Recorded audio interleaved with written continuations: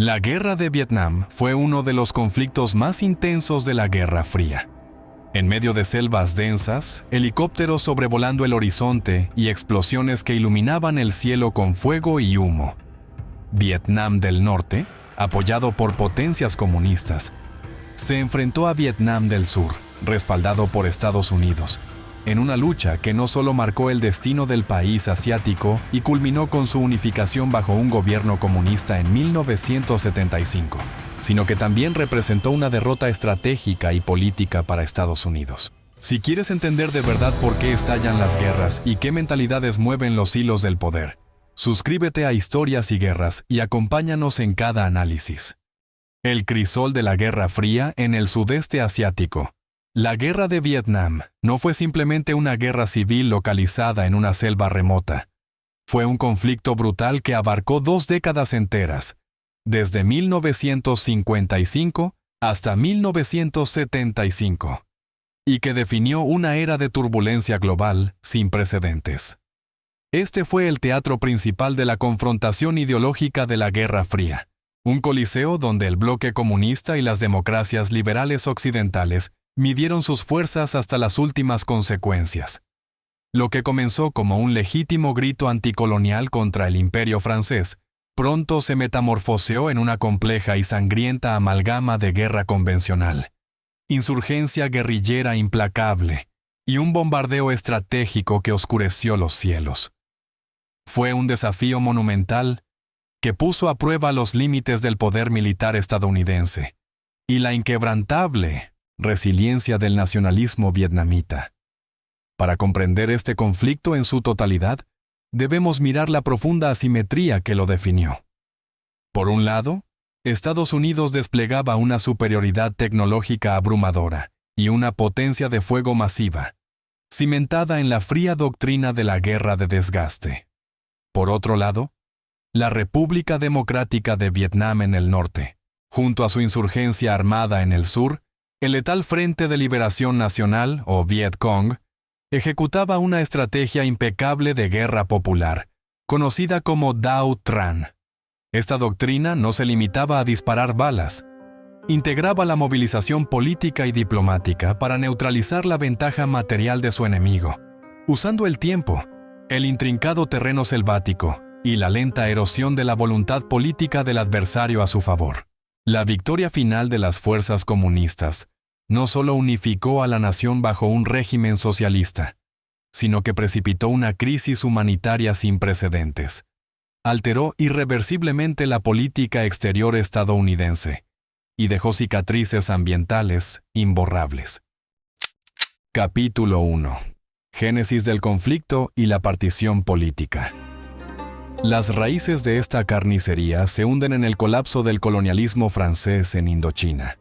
Tras el fin de la Segunda Guerra Mundial, surgió un vacío de poder que el Viet Minh, un fiero movimiento nacionalista y comunista liderado por Ho Chi Minh, intentó llenar declarando la independencia el 2 de septiembre de 1945. Pero Francia, aferrada a su orgullo imperial, desató la Primera Guerra de Indochina. Este conflicto, inicialmente vendido como una operación de pacificación, se transformó en un frente abierto de la Guerra Fría en 1950. Ese año, la Unión Soviética y la República Popular China reconocieron formalmente al gobierno de Ho Chi Minh, mientras que Washington abrazó al Estado de Vietnam en Saigón, iniciando un flujo de armas y dinero que ataría inexorablemente el destino de Estados Unidos al sur. La humillante y decisiva derrota francesa en la batalla de Dien Bien Phu, en mayo de 1954, magistralmente orquestada por el general Vo Nguyen Giap, marcó el fin de la hegemonía europea y obligó al mundo a buscar una salida diplomática. En la mesa de negociaciones, los Acuerdos de Ginebra de 1954 crearon un marco legal precario que sembró las semillas de la próxima guerra. Vietnam fue partido temporalmente en el paralelo 17, separado por una zona desmilitarizada de casi 5 kilómetros de ancho. Se estipuló claramente que esta división no era una frontera permanente, sino una medida administrativa hasta celebrar elecciones nacionales de reunificación en julio de 1956. Pero la paz nació con una sentencia de muerte. Estados Unidos y el Estado de Vietnam del Sur se negaron a firmar. La administración del presidente Dwight D. Eisenhower vivía aterrada por la teoría del dominó, la cual postulaba que si un Estado caía ante el comunismo, sus vecinos colapsarían en cadena. Sabían perfectamente que el inmenso prestigio del tío Ho le daría una victoria aplastante en cualquier elección libre. Consecuentemente, Washington saboteó las elecciones y consolidó en el sur un bastión anticomunista gobernado por Ngo Dinh Diem. Se forjó entonces una dicotomía brutal de liderazgo. En el norte, Ho Chi Minh fusionaba hábilmente el marxismo-leninismo con la milenaria tradición vietnamita de resistencia extranjera.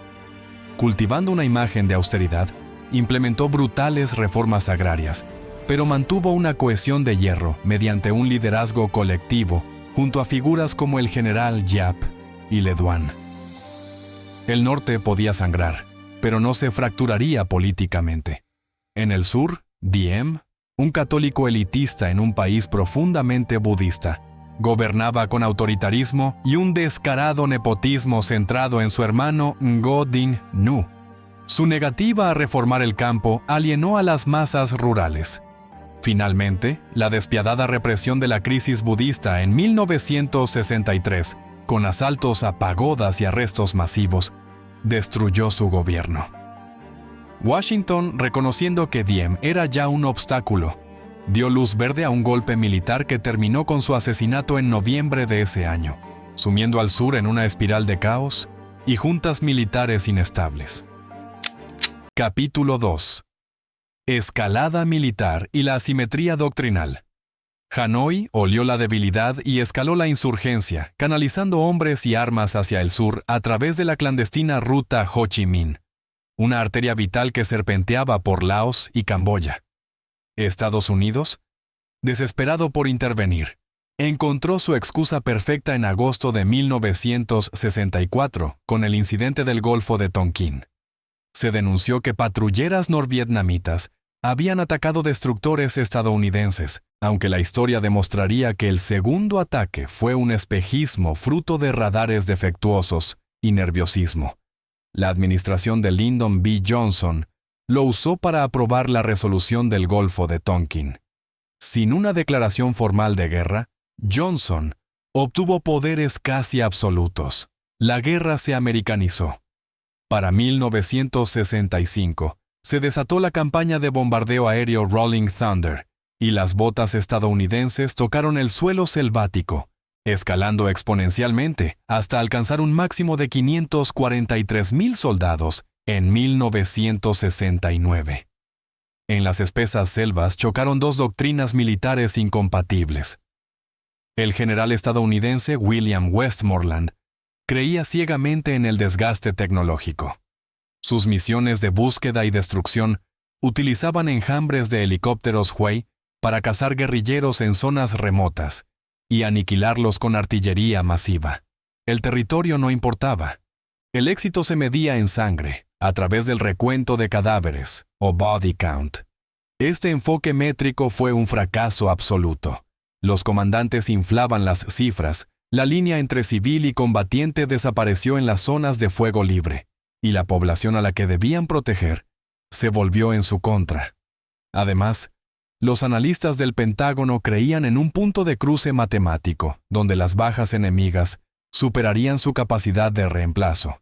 Ignoraban que cada año 200,000 norvietnamitas alcanzaban la edad militar. Por cada insurgente abatido, la narrativa de liberación nacional creaba 10 más. Frente al martillo estadounidense, el general Giap se negó a ser el yunque. Su guerra popular dictaba las reglas. La inteligencia revelaba que las fuerzas comunistas iniciaban más del 80% de los combates, eligiendo cuándo golpear y cuándo desvanecerse en la selva. El Viet Cong construyó mundos subterráneos, como los inmensos túneles de Cu Chi, resistiendo bajo tierra los bombardeos y emergiendo sorpresivamente. Implementaron una guerra psicológica aterradora con trampas explosivas y estacas punji cubiertas de excremento para causar infecciones, responsables del 11% de las muertes y el 17% de las heridas estadounidenses. En los cielos, la guerra ilustraba la tensión entre el poder militar y el miedo político. La operación Rolling Thunder fue gradual y fuertemente restringida para no provocar a China o a los soviéticos, prohibiendo atacar Hanoi o Haiphong. Esto permitió al norte construir la red antiaérea más densa del mundo. Años después, el presidente Nixon eliminaría estas ataduras. En 1972, ordenó las operaciones Linebacker. Linebacker 2, conocido como el bombardeo de Navidad, desató flotas de bombarderos B-52 sobre complejos industriales norvietnamitas, logrando en semanas, a un inmenso costo moral, lo que años de gradualismo no pudieron: obligar a Hanoi a sentarse en la mesa de negociaciones. Capítulo 3. El punto de inflexión y el frente interno. El 30 de enero de 1968, la Tierra tembló. Durante la tregua del Año Nuevo Lunar, el Viet Cong desató la ofensiva del Tet, un ataque coordinado contra más de 100 ciudades survietnamitas, e incluso contra el complejo de la Embajada de Estados Unidos en Saigón. Militarmente, fue un suicidio para la guerrilla. No hubo levantamiento popular, y perdieron a 45,000 hombres, obligando al ejército regular del norte a asumir el peso del combate en los años siguientes. Sin embargo, políticamente, fue una estocada letal para Washington. Las imágenes de comandos comunistas dentro de la embajada destrozaron la mentira oficial de que se veía la luz al final del túnel. Cuando el respetado periodista Walter Cronkite declaró en televisión que la guerra estaba estancada, la confianza pública colapsó. El presidente Johnson, hundido, decidió no buscar la reelección. El frente interno estadounidense estalló en 1000 pedazos. El movimiento pacifista dejó de ser algo de universitarios radicales y se convirtió en un fenómeno de masas. El catalizador definitivo fue el sistema de reclutamiento. En 1969, se instituyó la Lotería del Servicio Selectivo. Al asignar fechas de nacimiento al azar, eliminó las prórrogas que protegían a las clases medias y altas. Fue un experimento social inadvertido que forzó a millones de jóvenes a enfrentar su mortalidad. Quienes sacaban números bajos enfrentando el reclutamiento inminente, se radicalizaron de la noche a la mañana. La tensión social llegó a su punto de ebullición en mayo de 1970, cuando la Guardia Nacional disparó contra estudiantes en la masacre de Kent State, asesinando a 4 jóvenes que protestaban por la invasión de Camboya. Cientos de universidades cerraron por huelgas. Y para rematar, la publicación de los papeles del Pentágono en 1971 reveló al mundo que el gobierno llevaba años mintiendo sistemáticamente sobre la guerra. Capítulo 4. La vietnamización y el fin de la guerra. Richard Nixon asumió el poder prometiendo una paz con honor. Su doctrina, la vietnamización, consistía en retirar a los soldados estadounidenses mientras armaba hasta los dientes al ejército de Vietnam del Sur, para que luchara su propia guerra. Al mismo tiempo, intentó asfixiar las rutas de suministro enemigas, expandiendo en secreto el conflicto.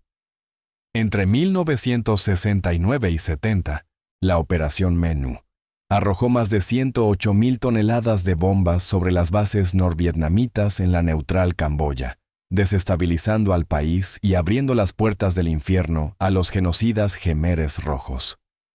Las invasiones terrestres, como la Operación Lam Son 71-9 en Laos, terminaron en retiradas desastrosas, demostrando que el ejército del sur era incapaz de sobrevivir solo. Agotados y presionados por los letales bombardeos de Linebacker, todas las partes firmaron los acuerdos de paz de París en enero de 1973. Estados Unidos retiró sus tropas y recuperó a sus prisioneros, pero hubo una concesión fatal. Las tropas norvietnamitas mantendrían sus posiciones dentro del territorio de Vietnam del Sur. El reloj de arena se vació en 1975. Sin la Fuerza Aérea estadounidense para protegerlos, y con el apoyo financiero cortado por un Congreso hostil en Washington tras el escándalo de Watergate, el Ejército del Sur colapsó ante la masiva ofensiva de Primavera del Norte. Esta vez no fue una guerra de guerrillas, sino una brutal invasión convencional con tanques y artillería. Ciudades como Hue y Da Nang cayeron rápidamente. El 30 de abril de 1975, los tanques norvietnamitas derribaron las puertas del Palacio Presidencial de Saigón, aceptando la rendición incondicional y cerrando el capítulo más oscuro del sudeste asiático. Capítulo 5. Consecuencias humanas, ambientales y políticas. El costo de esta guerra desafía la comprensión humana. Se arrojaron más de 7 millones de toneladas de bombas, el triple que en toda la Segunda Guerra Mundial.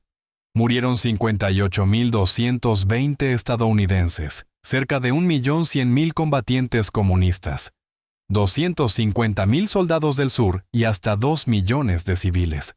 El costo económico para Estados Unidos superó el $1 billón ajustado a la inflación actual. La reunificación comunista desató el pánico. Temiendo la persecución y el hambre, más de 1.600.000 personas huyeron de Vietnam en embarcaciones precarias. Fueron los trágicos Boat People. Se estima que hasta 400.000 de ellos perecieron ahogados o a manos de piratas en el mar, obligando a la comunidad internacional a crear el Plan de Acción Integral en 1989 para reasentarlos en Occidente. Dentro de Vietnam, el nuevo régimen encerró a cientos de miles de exmilitares e intelectuales del sur en brutales campos de reeducación, sometiéndolos a trabajos forzados durante años. Millones más fueron desplazados forzosamente a nuevas zonas económicas, áreas salvajes sin infraestructura donde la falta de experiencia agrícola desató terribles hambrunas. Pero el legado más tóxico cayó del cielo. Estados Unidos roció casi 76 millones de litros de herbicidas, principalmente el letal agente naranja, cargado de dioxina, para arrasar la selva. Hoy en día, la Cruz Roja estima que 1 millón de vietnamitas sufren discapacidades severas, malformaciones congénitas y cánceres a lo largo de 3 y 4 generaciones. Vastos bosques fueron aniquilados en un acto de puro ecocidio que alteró la biodiversidad para siempre. Conclusión: la paradoja geopolítica final. La guerra de Vietnam permanece como un monumento a los límites del poder militar convencional, frente a un nacionalismo inquebrantable. Las métricas tradicionales de éxito, como el territorio controlado o los cadáveres apilados, jamás se tradujeron en una victoria política sostenible. Para Vietnam, la guerra fue un altísimo tributo de sangre pagado a cambio de la independencia. Su economía permaneció estancada hasta 1986, cuando la política de Doi Moi introdujo el libre mercado y los transformó en un tigre asiático. Para Estados Unidos, fue una tragedia geopolítica que fracturó su sociedad y obligó a aprobar la Ley de Poderes de Guerra en 1973, intentando frenar a futuros presidentes. El síndrome de Vietnam, un profundo terror a intervenir militarmente en el extranjero, persiguió a Washington durante décadas. Y en el centro de todo, yace la ironía definitiva. Estados Unidos intervino para contener la expansión de China en Asia. Sin embargo, aquel Vietnam unificado y comunista terminó siendo el principal muro de contención contra Pekín, librando incluso una guerra contra China en 1979. Hoy, en un giro impredecible de la historia, antiguos enemigos se han abrazado como socios estratégicos para frenar el dominio chino en los mares de Asia. Los intereses nacionales siempre sobreviven a las ideologías, pero las sombras de esta guerra, desde las víctimas deformadas por el agente naranja hasta los ecos de los fusiles en la selva, jamás dejarán de proyectarse sobre nuestro presente. Si quieres entender de verdad por qué estallan las guerras y qué mentalidades mueven los hilos del poder, suscríbete a Historias y Guerras y acompáñanos en cada análisis.